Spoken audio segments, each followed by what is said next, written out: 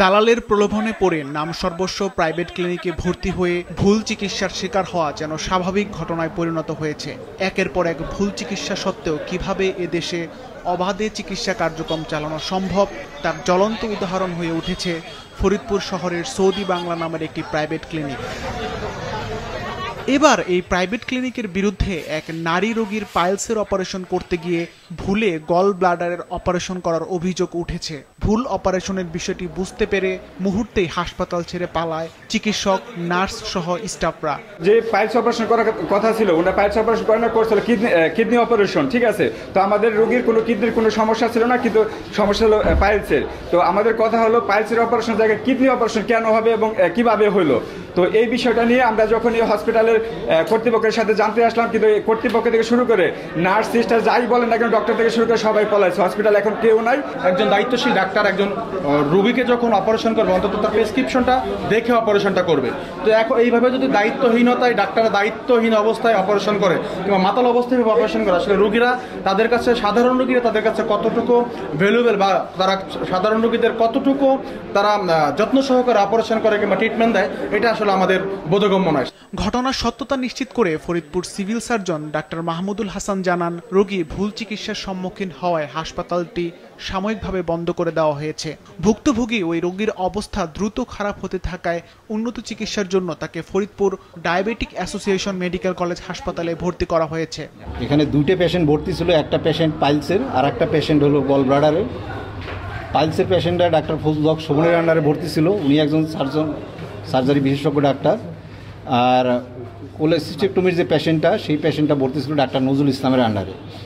Doctor Nazrul Islam যখন এখানে আসছে অপারেশনের জন্য, ভুলে ওনাকে পাইলসের রুগীটা ওনার টেবিলে উঠিয়ে দেওয়া হয়েছে। কিন্তু উনি পাইলস এর রুগীটা যখন ওনার ওখানে গল ব্লাডার হিসেবে উঠিয়ে দেওয়া হয়েছে, উনি গল ব্লাডার অপারেশন করে চলে গেছে। এবং রুগীটা, একটা রুগী যখন ওয়ার্ড থেকে ওটিতে যাবে, সেখানে ওয়ার্ডের যে সিস্টার, সে রুগীটার সব কাগজপত্র দেখে তারপরে রুগীটা সেন্ড করার কথা কর্তৃপক্ষ সহ। একটা অপারেশন থিয়েটারে যাওয়ার পরে অপারেশন থিয়েটারে সিস্টার আছে, সিস্টার রুগীটা রিসিভ করে তার ফাইলপত্র দেখে, সেখানে অ্যানেস্থেশিয়ার ডাক্তার আছে, সার্জন আছে, অ্যাসিস্ট্যান্ট আছে, সবাই রুগীটা দেখে যথাযথভাবে তার অপারেশন করবে। কিন্তু একটা ভুল রুগী ওয়ার্ড থেকে চলে আসছে, সেখানে ওটিতেও হয়তো ডাক্তার রুগীটা সঠিকভাবে দেখে নাই, না দেখার কারণে পাইলসের রুগীর গল ব্লাডার অপারেশন অর্থাৎ কোলেসিস্টেক্টমি অপারেশনটা করে ফেলছে, ঠিক আছে। এটা নিঃসন্দেহে ডাক্তারের একটা গাফিলতি এবং কর্তৃপক্ষের গাফিলতি আছে। তা আমি এখন এই হসপিটালটা এখনই বন্ধ করে দিচ্ছি এবং এখানে যে রুগীটা অপারেশন হয়েছে সেই রুগীটা ডায়াবেটিক মেডিকেল কলেজ হাসপাতালে আমরা রেফার করে দিচ্ছি এবং অন্যান্য রুগীগুলো আমাদের সরকারি হসপিটালে এবং বেসরকারি হসপিটালে চলে যাবে। এই হসপিটালটা আজকে থেকে বন্ধ থাকবে এবং আমি আগামীকাল একটা তদন্ত কমিটি গঠন করব। সেই তদন্ত কমিটির তদন্তের প্রেক্ষিতে আমি হসপিটালের বিরুদ্ধে এবং ডাক্তারের বিরুদ্ধে তদন্ত ফলাফল অনুযায়ী ব্যবস্থা নেওয়া হবে।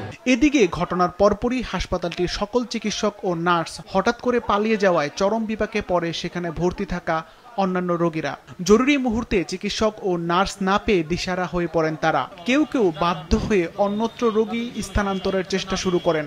এতে হাসপাতালের ভিতরে সৃষ্টি হয় এক বিশৃঙ্খল ও আতঙ্কজনক পরিস্থিতি। এখানে এসে কোনো ডাক্তার নাই, সিস্টার নাই, মানে কিছুই নাই। আমি যে কারোর কাছে বলবো যে এই সমস্যা রোগীর হচ্ছে, আমি তো সেরকম কোনো লোকজনই পাইতেছি না। ব্যবসা একটাই, সেটা দালালি ব্যবসা। পথে ঘাটে যা পায় তাই এনে জায়গায় ধরে তারপরে যা ইচ্ছা তাই করে।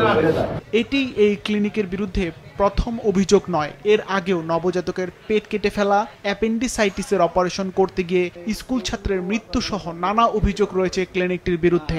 এরপরও প্রশাসনের নাকের ডগায় অবলীলায় তাদের কার্যক্রম পরিচালনা করে গিয়েছে প্রতিষ্ঠানটি।